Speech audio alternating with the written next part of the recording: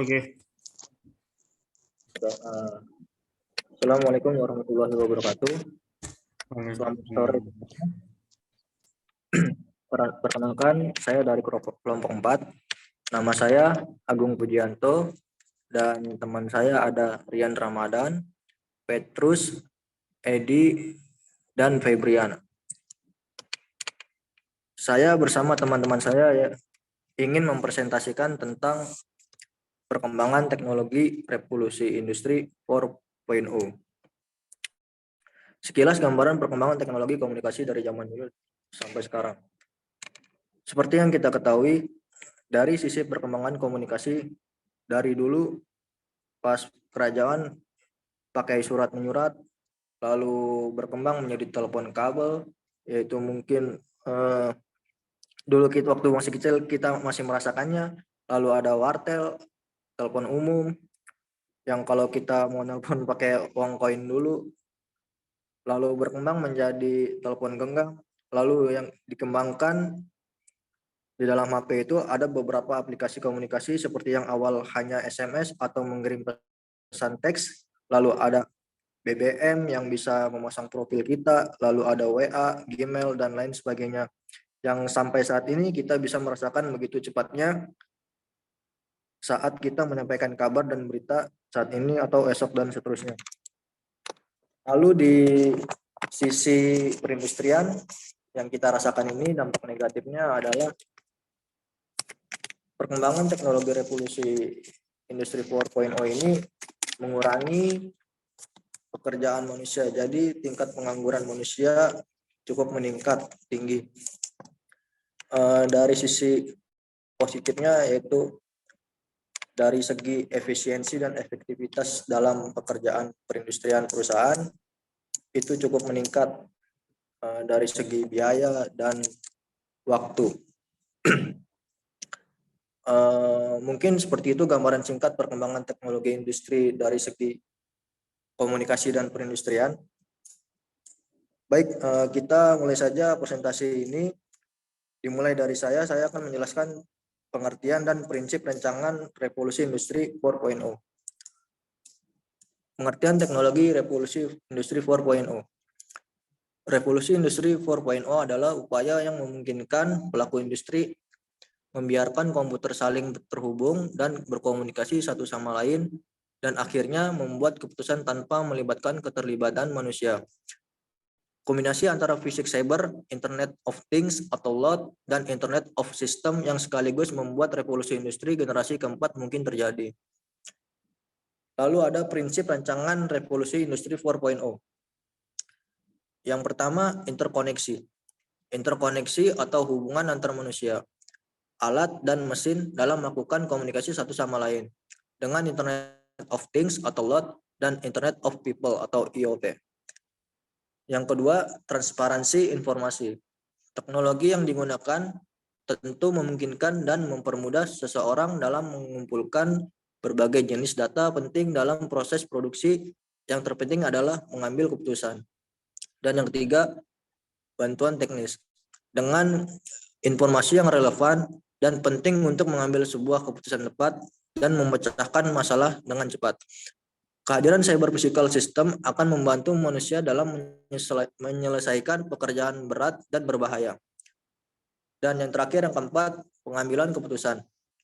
Industri 4.0 dalam pendidikan, bahwa cyber physical system nantinya dapat memutuskan sendiri secara otomatis dalam melakukan tugas sesuai dengan fungsi yang benar tanpa membutuhkan campur tangan dari pihak eksternal atau pihak lainnya. Selanjutnya, jenis teknologi industri 4.0 akan dijelaskan oleh Rian dan Edi. Silakan Rian. Jenis teknologi industri 4.0. Di tengah terjadinya revolusi industri 4.0, terdapat 9 teknologi yang menjadi pilar utama dalam mengembangkan setiap industri yang ada menjadi siap digital sebagai berikut. 1. Interkoneksi. Interkoneksi adalah hubungan antara manusia, alat, dan mesin dan dalam melakukan komunikasi suatu sama lain dengan Internet of Things dalam kurung IoT dan Internet of People dalam kurung IOP. 2. Big data merupakan istilah yang dipakai untuk menggambarkan volume dalam data dalam jumlah yang besar, baik dan terstruktur maupun yang tidak terstruktur. Big data digunakan pada banyak perusahaan atau bisnis dan membantu sebuah perusahaan menentukan arah bisnis mereka.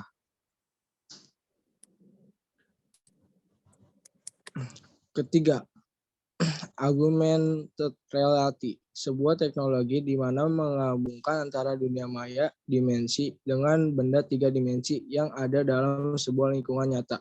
Kemudian memproyeksikan benda maya yang ada ke dalam waktu yang nyata.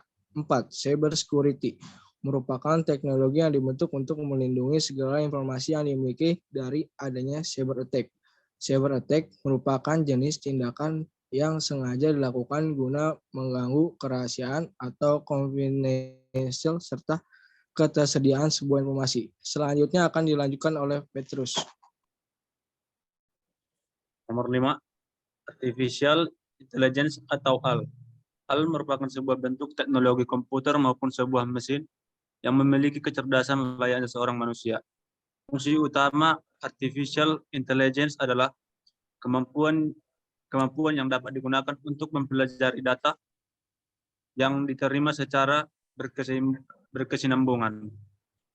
6. Additive manufacturing. Additive manufacturing yang merupakan sebuah terobosan baru yang ada di bidang industri, manufaktur, dan sering dikenal menggunakan printer 3D. Nomor 7, simulation. Simulation yang merupakan bentuk perwakilan dari operasi waktu ke waktu. Simulasi sering digunakan untuk berbagai konteks, seperti dalam simulasi teknologi yang digunakan untuk optimalisasi kinerja, teknik keselamatan, pengujian, serta pelatihan. Nomor 8, sistem interrogation. Sistem interrogation atau sistem interogasi yang merupakan sebuah rangkaian penghubung antara beberapa sistem, baik secara fisik maupun fungsional. Sistem tersebut juga akan menggabungkan antara komponen subsistem yang ada dalam satu sistem sehingga dapat menjamin setiap fungsi yang ada. Yang terakhir, nomor 9, cloud computing. Cloud computing yang merupakan sebuah teknologi yang menjadikan internet saat ini sebagai pusat pengelolaan data maupun aplikasi. Terdapat 3 jenis model layanan dari cloud computing atau komputasi awan ini sendiri yang terdiri sebagai berikut. 1. SaaS, yang merupakan singkatan dari Cloud Software as a Service, sebuah layanan untuk menggunakan aplikasi yang telah disediakan oleh infrastruktur awan. 3. PaaS, yang merupakan singkatan dari Cloud Platform as a Service, yang merupakan sebuah layanan yang diberikan untuk menggunakan platform yang telah diberikan, sehingga pengembangan yang menggunakannya hanya perlu fokus pada pengembangan sebuah aplikasi. Yang terakhir, nomor 3, PaaS, yang merupakan singkatan dari Infrastruktur as a Service, yang merupakan layanan yang diberikan untuk menggunakan infrastruktur yang telah disediakan, di mana seseorang dapat memproses, menyimpan, berjaringan, serta memakai sumber daya yang diperlukan. Selanjutnya akan dilanjutkan teman saya, Febri.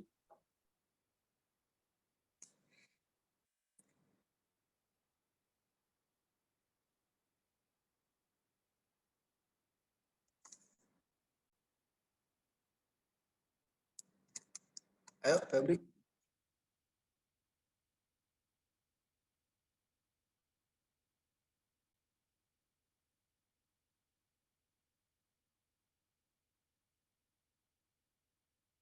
Feb.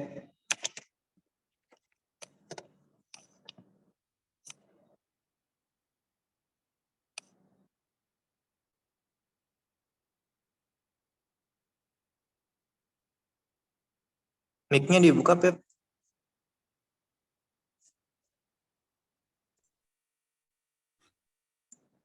Saya akan membacakan dampak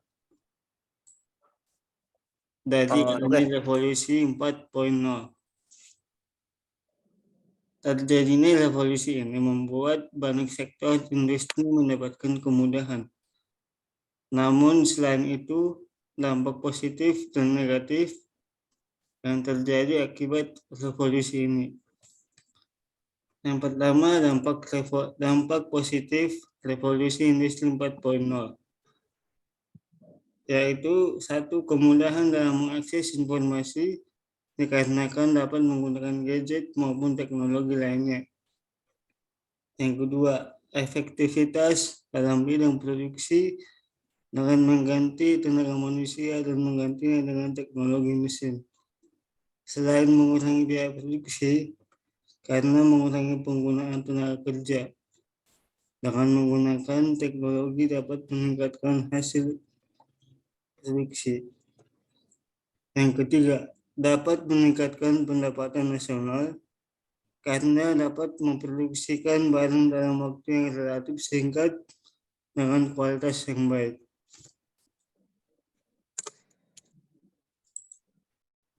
Yang kedua, dampak negatif revolusi industri 4.0. Yang pertama, lebih rentan terhadap serangan cyber. Hal ini dikarenakan proses produksinya menggunakan mesin teknologi. Oleh sebab itu, sangat penting untuk memiliki sistem keamanan yang baik. Yang kedua, butuh biaya besar dalam investasi alat untuk serta pekerja. Hal ini dikarenakan harus mengeluarkan uang untuk membeli alat terlebih dahulu serta pelatihan keterampilan pegawai agar dapat menjalankannya. Yang ketiga, adanya urbanisasi di mana meningkatkan jumlah populasi masyarakat yang ada di kota besar. Sekian dari dampak positif dan negatif. Oke, jadi kesimpulannya, jika kita ingin mengikuti perkembangannya teknologi 4.0 ini, kita juga harus meningkatkan kemampuan dalam pekerjaan apapun keahlian itu, supaya kita juga tidak kehilangan pekerjaan yang digantikan oleh teknologi komputer. Mungkin itu presentasi dari kita, yaitu kelompok 4.